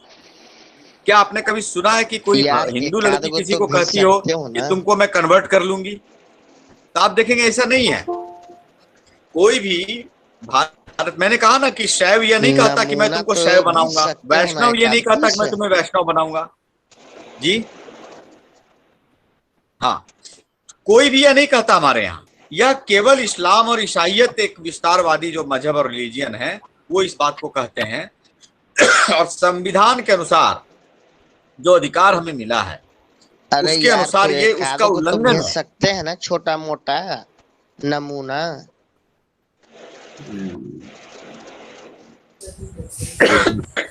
ये अपना आप वो बंद करें, माइक म्यूट करवाएं।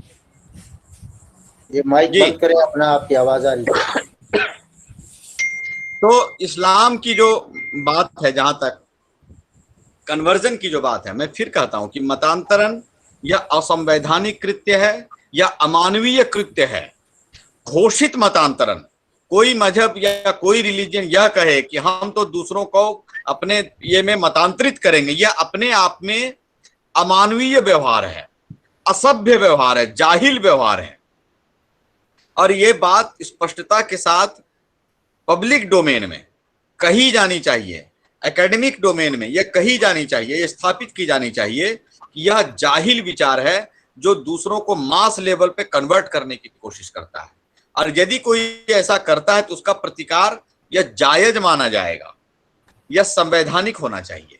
जब तक यह नहीं होता है, दूसरी बात मैं कहूं, जैसा कि मैंने आपको उदाहरण दिया था चंगेज खान का, भारतवर्ष में भी जो प्रतिकार हुए इस्लामी शासन के, जो महाराणा प्रताप ने किया, जो शिवाजी ने किया, या छत्रसाल ने किया बुंदेलखंड में, और भी बहुत सारे राजाओं ने किया, कृष्णदेव राय लड़े, इन लोगों ने भी जो प्रतिकार किया वो शासकीय प्रतिकार तो हुआ, लड़ाई तो हुई, युद्ध जीते, अपना शासन स्थापित कर लिया। शिवाजी ने तो घोषणा भी की कि मैं हिंदवी स्वराज स्थापित कर रहा हूं। लेकिन क्या उन्होंने यह किया जो दूसरे कर रहे थे? उनको यह कहना चाहिए था कि जो कन्वर्ट हो गए वो यदि वापस आएंगे तो उनको ये सुविधाएं मिलेंगी। यह इसका सभ्यतागत प्रतिकार होता। और यह आप देखेंगे भारतवर्ष में किसी भी शासन ने नहीं किया है, किसी भी शासन ने नहीं किया है। न शिवाजी ने यह घोषणा की, न कृष्णदेव राय ने की, न राणा प्रताप ने की, न छत्रसाल ने किया, न राजा रणजीत सिंह ने की, किसी ने नहीं की। और इस कारण से इस्लाम को जो उत्तर मिलना चाहिए था इस सनातन संस्कृति की ओर से, वह उत्तर कभी दिया ही नहीं गया। यह उत्तर भी पहली बार दयानंद सरस्वती की ओर से जा रहा है। और उनके विचार से प्रेरित, मैं अनुयायी शब्द के परहेज से बचता हूं, उनके विचार से जो प्रेरित लोग खड़े हुए, स्वामी श्रद्धानंद जैसे, उन्होंने इस बात को किया। तो शुद्धिकरण अभियान तो एक प्रतिक्रिया है, और वह प्रतिक्रिया है एक अमानवीय कृत्य की, एक असभ्य व्यवहार की प्रतिक्रिया है, और सभ्य प्रतिक्रिया है। ये असभ्य प्रतिक्रिया नहीं, असभ्य प्रतिक्रिया तो यह होती कि ऐसे लोगों का वध कर दिया जाता जो मतांतरण करने की बात करते हैं। जैसे पोप भारत में उतरा और उसने कहा कि यह भारत मुझे बहुत प्रिय है, इसको क्रिश्चियनाइज करना है, इसको पूरा ईसाई बनाना है, ईसा के शरण में इसको लाना है। तो इस बात को कहने के लिए तो असभ्य व्यवहार यह कहता है कि उसका वध कर दिया जाता। लेकिन सभ्य व्यवहार यह है कि हम उसको कहें कि यह आप गलत कर रहे हैं, यह अमानवीय और असभ्य जाहिल वक्तव्य है। कम से कम यह कहने का साहस खड़ा हो, यह बढ़े, इसकी बड़ी आवश्यकता है। और फिर तो बाकी चीजें अपने आप चलने लग जाएंगी। जब हम इस भाषा में बात करेंगे तब हम यह कह पाएंगे कि इस्लाम की क्या कमियां, इस सबसे बड़ी बात है, क्या अभी तक हम सत्यार्थ प्रकाश को ठीक से प्रचारित नहीं कर पाए हैं। सत्यार्थ प्रकाश हर घर में पहुंचे, हर व्यक्ति पढ़े, जरूरत ही नहीं रह जाएगी अलग से कोई आंदोलन चलाने की। अकेले सत्यार्थ प्रकाश इतना सक्षम है कि उसको पढ़ने के बाद व्यक्ति उस ओर अग्रसर हो जाएगा। मुझे लगता है सबसे बड़ा उत्तर सत्यार्थ प्रकाश है जी। अब मैं आमंत्रित करता हूं डॉक्टर आनंद कुमार शर्मा जी को। आप IRS ऑफिसर हैं, आप कुछ बोलना चाहते हैं? जी जी आनंद जी। हाँ, पहले तो बहुत धन्यवाद डॉक्टर रविशंकर जी, आपने बहुत ही अच्छा प्रेजेंटेशन दिया। मैं वास्तव में बहुत हर्षित हूँ आपका प्रेजेंटेशन सुन करके। और आपने जो बात सत्यार्थ प्रकाश की कही है, मैं इस पे लगा हुआ हूँ। मैंने पिछले दिनों एक अंतर्राष्ट्रीय प्रतियोगिता रखी थी जिसमें 6 महाद्वीपों में 14 देशों ने भाग लिया था और 12 भाषाओं में हमने प्रतियोगिता रखी थी। अभी हम आगे करेंगे, उसी आपकी भावना के अनुरूप हम आगे भी काम करना चाहते हैं।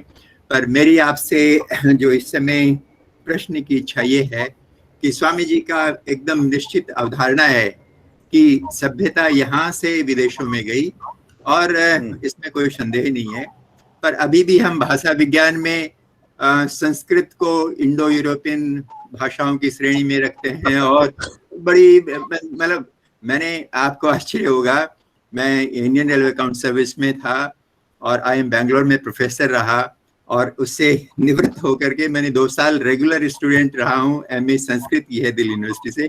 तो मुझे आश्चर्य होता है कि उनके प्राध्यापक बड़ी मतलब जिस ढंग से कोई उनको अभिमान नहीं है और उसको वही भाषा विज्ञान जो हमें मतलब यूरोप ने पढ़ाया, हाँ पहले पढ़ाई जाती थी, वही भाषा विज्ञान अभी चल रहा है। तो ये अवधारणा कि यहाँ से संस्कृति का पूरी जगह विस्तार हुआ और ऐसे हुआ, इसको हम सशक्त शब्दों में स्थापित क्यों नहीं कर पाते?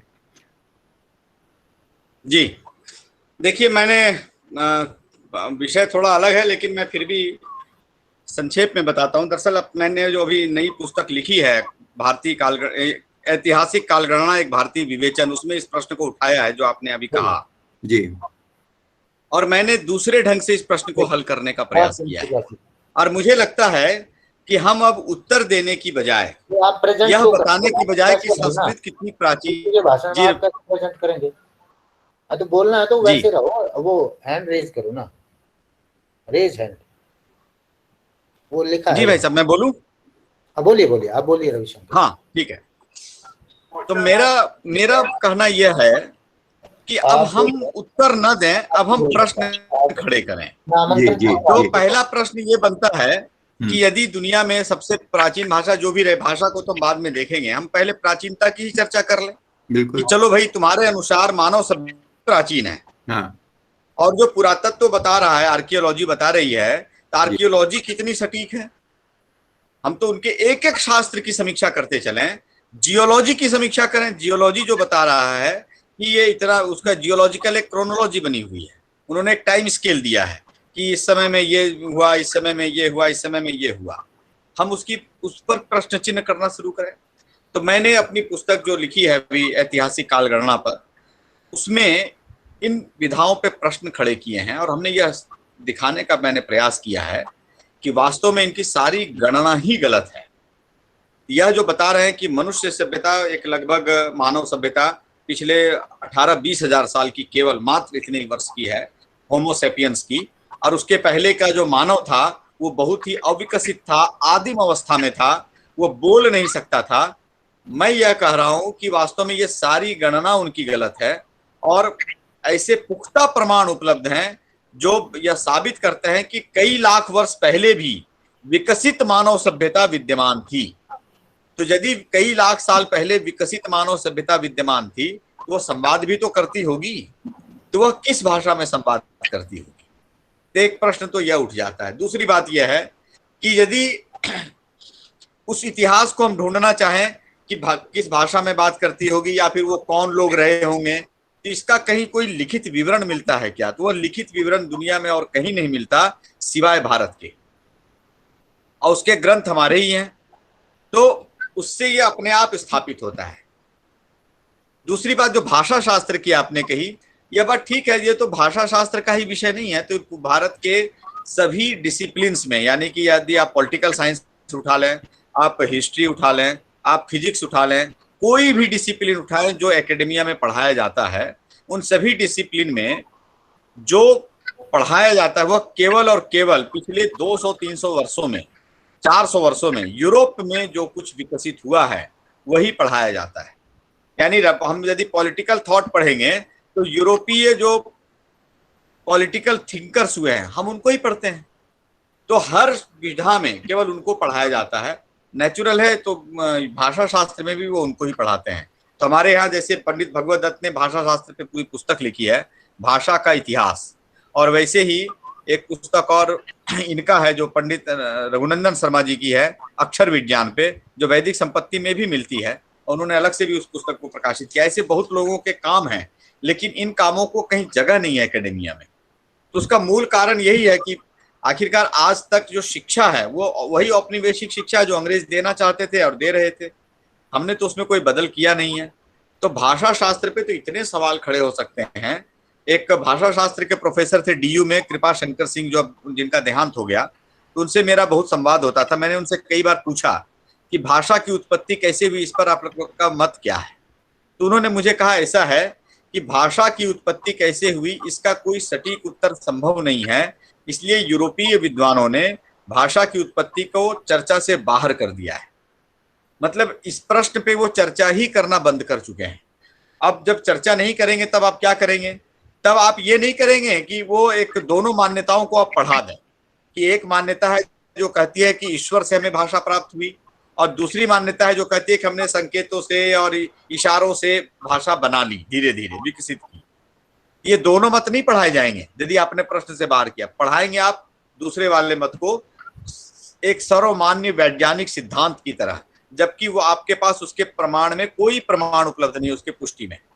तो पूरे जो ये विज्ञान के नाम पे जो धांधली चल रही है, उन धांधलियों पर सवाल खड़े करने बहुत आवश्यक हैं। जब हम सवाल खड़े करने लगेंगे और वो सवाल सुने जाएंगे तो उनके उत्तर उनको मिल नहीं पाएंगे, अपने आप हम उस दिशा में ले जाएंगे जिस दिशा में हम ले जाना चाहते हैं। सर मैं एक सवाल करना चाहता हूँ। जी जी बोलो। सर मेरा नाम विवेक गर्ग है और आपको थोड़ी खुशी होगी मुझे मेरे बारे में जान के। मैं वो प्राणी हूँ जिसकी दीक्षा राम मिशन में हुई थी, रामकृष्ण परमहंस मिशन में। तो उसके बाद मैंने ये प्रश्न वहाँ पे खड़ा किया था। मेरा नाम एडवोकेट विवेक गर्ग है और मैं उज्जैन में रहता हूँ। मैं एडवोकेट हूँ दिल्ली हाई कोर्ट में जी। और मैंने कंपैरेटिव स्टडीज रामकृष्ण मिशन और दयानंद सरस्वती के सत्यार्थ प्रकाश दोनों की है। 40 साल की उम्र है तो मैंने हर चीज का अध्ययन किया। कोई मुझसे ये क्वेश्चन नहीं किया कर सकता कि पहले ये पढ़ो पहले वो पढ़ो। जैसे मुस्लिम के लिए पहले कुरान पढ़ के आओ, बाइबल पढ़ के आओ, तो वो सारा अध्ययन मेरा कंप्लीटेड है। तो जहां तक मैंने जो कंपैरिजन, मैं थोड़ा थोड़ा क्वेश्चन हर किसी पद्धति में, हर किसी संप्रदाय में है, लेकिन मैं बैलेंसिंग एक्ट में ज्यादा विश्वास रखता हूँ कि अगर हमें सारे हिंदुओं को साथ में लेना है तो हम ये नहीं थोप सकते कि 100% यही सही है। जैसे मैं कहूँ कि जैसे मैं तो खुद दक्षिणेश्वर मंदिर कई बार गया हूँ और वहाँ पे छोटी सी मस्जिद बनी हुई है, छोटे छोटे वहाँ पे घोड़े रखे हुए हैं मिट्टी के। तो मैंने कहा ये ठाकुर जी, जैसे वहाँ पे रामकृष्ण परमहंस जी को ठाकुर जी कहा जाता है, तो मैंने कि पहली बात ये कि आपने कैसे कह दिया कि वो विष्णु अवतार है।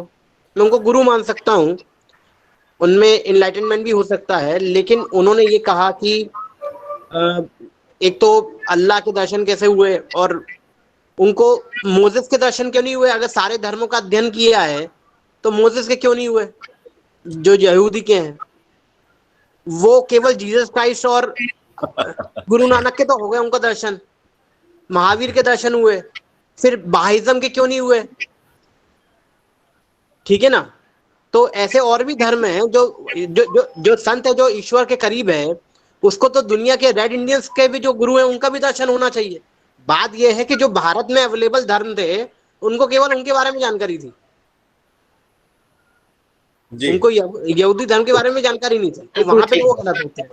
लेकिन वहां पे जब स्वामी विवेकानंद अपने देश के बारे में और वो सबके बारे में रखते हैं तो वहां पे हमें एकता दिखानी होगी कि हमारा एक संत अमेरिका में जाके बोल के आया और उन्होंने कुछ न कुछ स्वामी मतलब अपने वेदों के बारे में बताया है।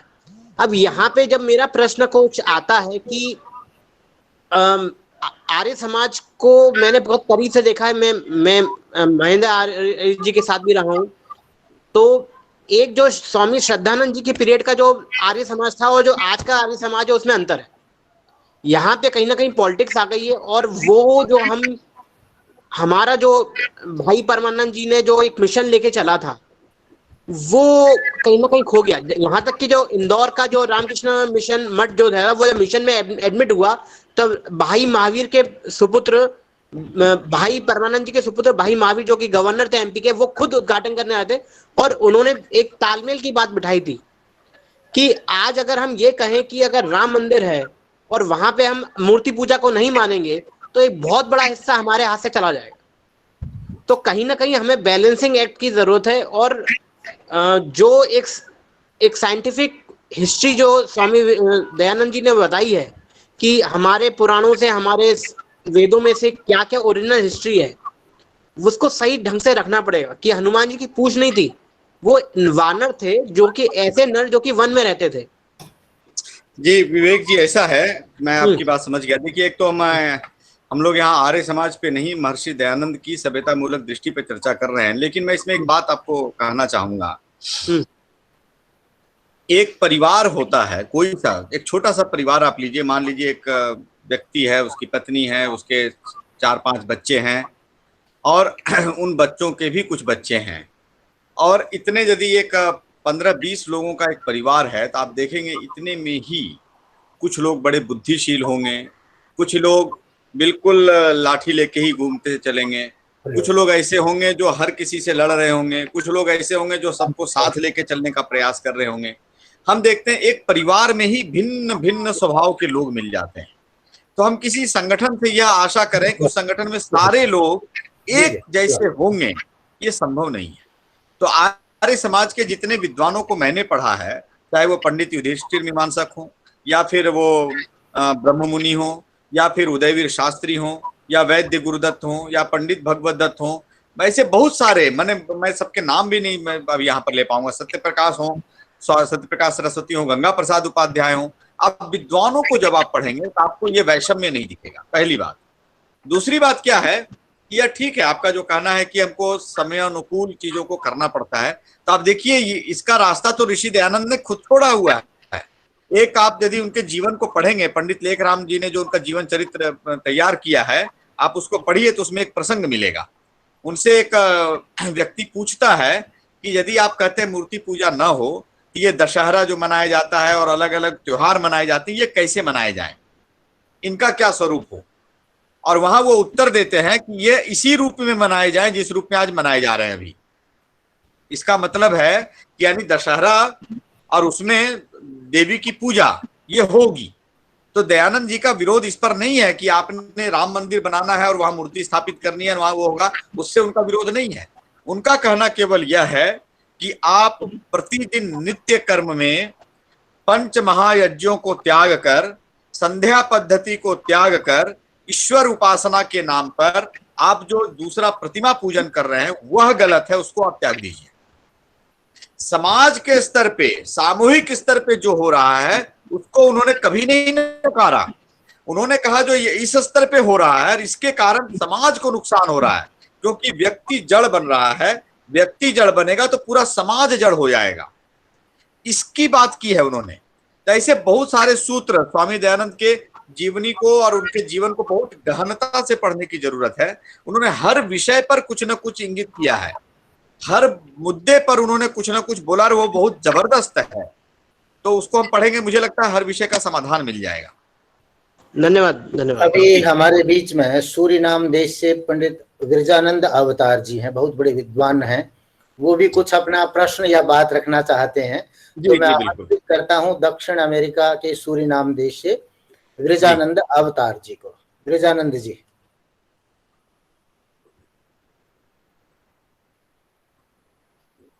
आप आवाज सुन रहे हैं मेरी? विरजानंद जी,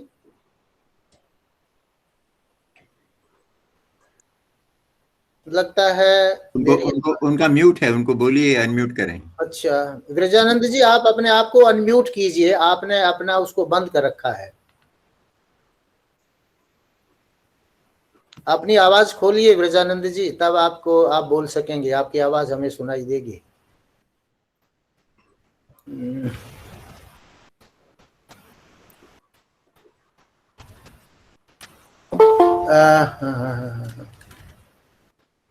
hello,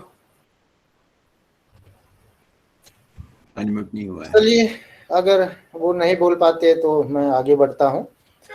I think many people in our audience, they are from Europe and other countries, and they are not able to understand Hindi. Still, they are on the screen and present since this talk started. So, first of all, let me inform that this was the 6th lecture in Maharshi Dayanand Memorial Lecture Series. And Ravi Shankar ji, he is a great thinker, young thinker and budding innovative person. He has done a lot of work and he has studied a lot. He has wide ranging knowledge regarding the civilization and all these things. He has studied the civilizational concepts of many countries, and in this present talk he has presented the civilizational concept of India in through Dayananda, by through the words of Dayananda. And by that time, when in America the talk of civilizational classes was going on through Huntington and other scholars, they were talking about that there is a struggle among human beings, and the survival is possible who is more powerful. And at that time, the India was talking about the Vasudhaiva Kutumbakam, that whole global village. This concept was with India only, that whole globe is one village, one family. And by that time, the big thinkers of Europe and America, they were talking about that there are the classes in civilizations. And so because of the classes, the fighting is going on. And under their view, according to their view, if the clash is there, then there can be no peace, no tranquility, no friendship among human beings. So they were talking about the clashes of civilizations. They were, and we were talking about the whole world is one family. And Ravi Shankar, he gave a very good quote from Mahabharata, where the dharma has been defined in Mahabharata.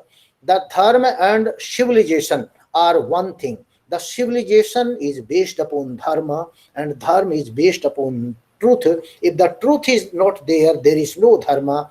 And if dharma is taken out, there can be no civilization. The people, it can be an incivilization. The people can be uncivilized, but not the civilized nation we can talk about.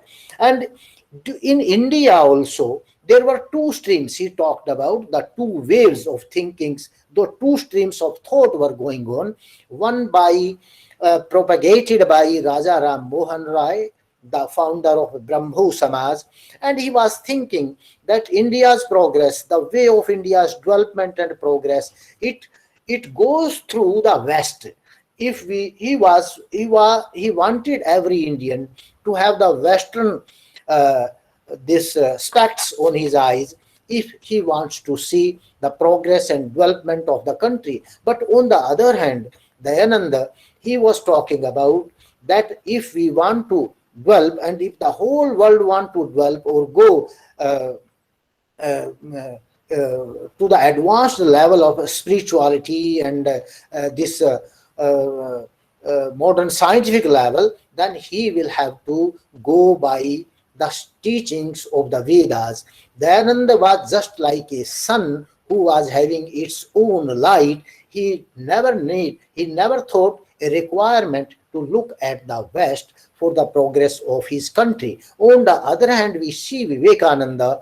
He was just like a moon who just wanted to receive light from the sun of the Europe or the Western countries. So there is a great difference. Dayananda was brought up and born into the Indian system, and he was propagating the Indian system in that very respect. Just like we see even Mahatma Gandhi and other scholars, they were talking about the interfaith dialogue, but they could never understand what the interfaith dialogue is and how should it occur and what should be terms and conditions, the common features. And it was only Rishi Dayananda who suggested the common features based upon which this dialogue, civilizational dialogue or interfaith dialogue can be forwarded. And he told that dharma is only the one common acceptable point among all the religions, because religion cannot be a dharma. Religion may be a sect, but dharma is the set of moral and ethical values, and all sects, all religious sects, they accept these moral and ethical values. So a universal dharma that was propagated by Vedas and Indian philosophy, that can be a program for common minimum dialogue among the various faiths, among the various sects, religion and regions. So he put forward this idea that based upon this dharma, all can come together, but the people, because they were having vested interests, so they were not trying to come forward at this level just to propagate dharma, but they just wanted to propagate their own religion, and they were propagating their religion through military force, through physical power, through money power. And that theory propagated by Huntington in USA, that was taking shape on the ground. So the whole earth became a battleground for the civilizational classes, and one civilization wanted to overpower other civilization, and wanted to demolish one civilization, and wanted to make its own civilization stand. But on the other hand, we just see there are two concepts prevalent during that period also. One concept comes from Buddhism, and Buddhism says, live and let live. You also live and let others also live. But the Vedic concept, which was based upon Propakara, that came from Rishi Dayananda, and that concept, if I summarize it, it was live and help others to live. So such a nice philosophical concept for the civilizational coexistence of each and every human being on the earth. It was given by Rishi Dayananda in one of the commandments, in one of the 10 commandments of the Arya Samaj. Rishi Dayananda says that the well-being of a person depends upon the well-being of the whole society. If somebody thinks that he can has his own well-being, accept others, this is not possible. If you want to develop one person, then you will have to develop the whole society. If you want to eliminate the poverty, then the whole society shall have to be made rich. So this was the concept, and he gave so many sutras. In the last commandment of the Arya Samaj, he says everybody should feel free so far as his self-interest is concerned. But when the interest of the entire society is concerned, then you cannot work freely. You will have to put some constraints on your thinking, on your actions, so that every other person living with you in the society, he can also survive. So these were the things Maharishi Dayananda propagated, and these were the novelist idea, and in the light of the ancient most literature, and we may call it the most modern thinking in the light of the most ancient thinking. So this is how Ravi Shankar ji also placed Swami Dayananda in a very beautiful manner. His wide-ranging studies he has done, and he is capable to understand Dayananda in right earnest. So I thank you all. First of all, I must also thank our speaker Ravi Shankar, who in a very illuminating way presented his views. And then I thank all our audience. Some 52 persons participated. I must thank Dr. Anand Sharma ji, Professor Ranveer ji from Mahendragarh University, Haryana, Srimati Usha Devi Prasad from South Africa, Mr. Alois Heinrich from Germany, Srimati Prasanna from USA, and Vrijananda Avatar from Suriname, Dr. Komal Radha Kishunji from Mauritius, and Professor Pandaji from Hoshiarpur, Dr. Brahmadev from Gurukul Kangadi, Professor Chandra Prakash Trivedi from Indore. So Dr. Bhupendra Malhotra, he is a very good professor of music. And Professor Jaswant Patel from America, Jayachand Lalibari, and so many other scholars. I'm not able to name all the scholars in this audience. So now I invite Dr. Komal Radhakishanji just to present a vote of thanks. Dr. Komal Radhakishan, you will be glad to know that he is the winner of the third highest award of Mauritius, civilian award, Dr. Komal Radhakishanji. Thank you very much, Professor Ravi Prakash Aryaji. Well, I wish to thank Sri Ravi Shankarji for his very enlightening exposure today about this concept of civilization put forward by Swami Dayanandji. It was a completely new idea for us, and today we came to know how it was a Machiavellic action of the Western people to use our own people against us. Well, I thank Professor Ravi Prakash Arya, the chairperson of the Maharishi Dayanand Society Chair under Maharishi Dayanand University Rohtak, and all the participants who have given the precious time in participating and listening to today's lecture. And I hope you have been enlightened and hope to see you and hear you very soon. Thank you. Let me also announce on 9th of this month, Dr. Komal Radhakishanji is going to present his lecture on divine therapy regarding COVID-19. So I hope everybody is going to join that lecture also. He is an Ayurvedic physician in Mauritius, and he is a great Ayurvedic scholar also. So with this information, I take leave of all you. Thank you all. Thank you very much. So we want the link for that. If same link will be there. Same link is there for all our talks. They start from 9 p.m. to 10:30 p.m. and the same link will be there. So link will be the same. I'm the first time visitor. That's why. Yeah, no problem. I could understand you are a lawyer in Delhi High Court or Supreme Court. Eh? Okay, yes, Rahulji, no problem. The same link will be there. Vivek. Okay. Okay. Thank you. Thank you. Hari Om. Hari Om. नमस्कार. Namaste. नमस्कार. नमस्कार.